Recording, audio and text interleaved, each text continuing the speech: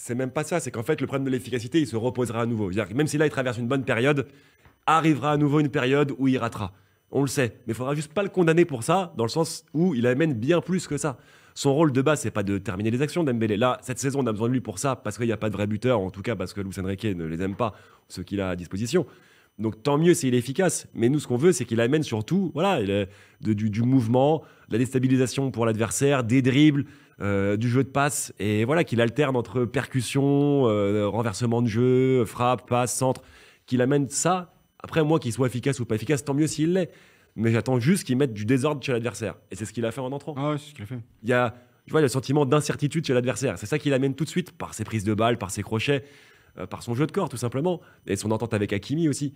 Donc voilà, moi, c'est ça que j'attends. Et surtout, quand tu vois que la solution choisie quand il est pas titulaire, c'est pour mettre Kang In Lee. Donc moi, je veux qu'on m'explique pourquoi il met Kang In Lee encore. Ça lui a pas suffi Arsenal.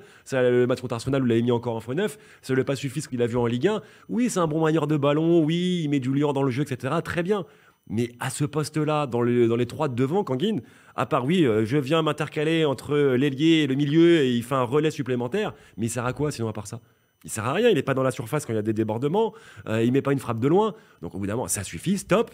On le fait rentrer en jeu à la 70e quand il faudra tenir le ballon. Mais mettez Dembélé titulaire direct, Doué titulaire, Barcola titulaire. Et maintenant, il y aura Kvaratskhelia par la suite.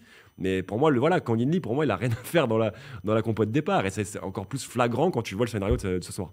Bah oui, en fait, c'est ça un peu la question. Après, je sais pas si est-ce qu'il faut vraiment en vouloir à Kang In Lee ou est-ce que c'est juste que le step est trop haut. Titulaire en Ligue des Champions dans un PSG City, dans un match décisif, est-ce que Kang In Lee a le talent et le niveau pour l'être? Moi, je pense juste que dans tous les cas, voilà, il n'aurait pas dû être titulaire, entre guillemets. C'est sûrement parce que Dembélé avait la grippe. Voilà, dans tous les cas, je pense pas que... En tout cas, il s'est ramené en conférence de presse. Où il a dit qu'il se sentait beaucoup mieux. Et quand ils lui ont posé la question sur le fait qu'il n'avait pas joué contre Arsenal, justement, d'ailleurs Dembélé, parce qu'apparemment, je crois que c'était une histoire de retard, il me semble, à l'époque. Ouais. Oui, tout à fait. Il a dit, je veux pas revenir là-dessus. Tout de suite, il a coupé court. Je veux pas revenir là-dessus. Tu sentais que ça l'avait marqué. Donc franchement, quand tu le vois remplaçant et qui dit qu'il est à nouveau en forme, qu'il a moins la grippe en tout cas, et qu'il n'avait pas aimé ça, tu te dis oulala, Luis Enrique, il prend le risque entre guillemets alors soit c'était dans le plan de dire allez, je leur fais une première période on maintient le ballon, on garde le ballon, on se montre pas dangereux et je leur envoie Dembélé en deuxième pour foutre le feu. Si c'est vraiment ça qu'il voulait faire, bravo à lui. Par contre, si c'est juste je mets Kang In Lee parce que je préfère Kang In Lee à Dembélé, là par contre il a eu tout faux.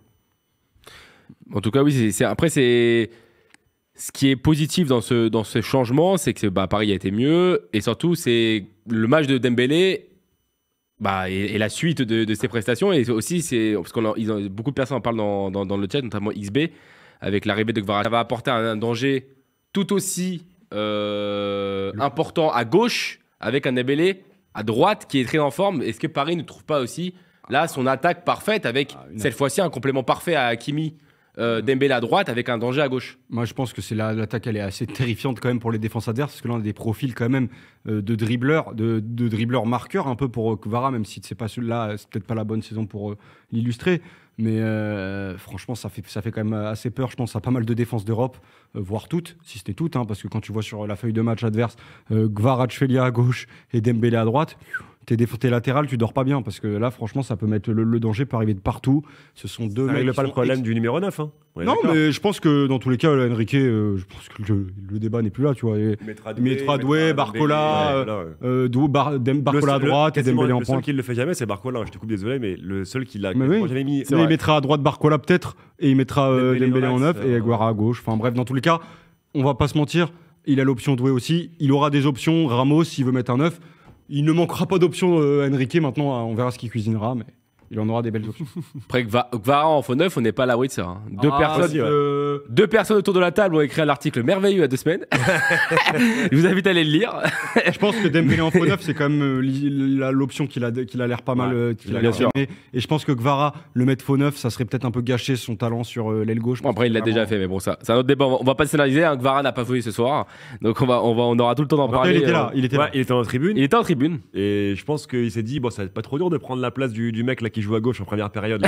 Il a vu le match de Barcola. Après, bon, Barcola, heureusement, c'est repris.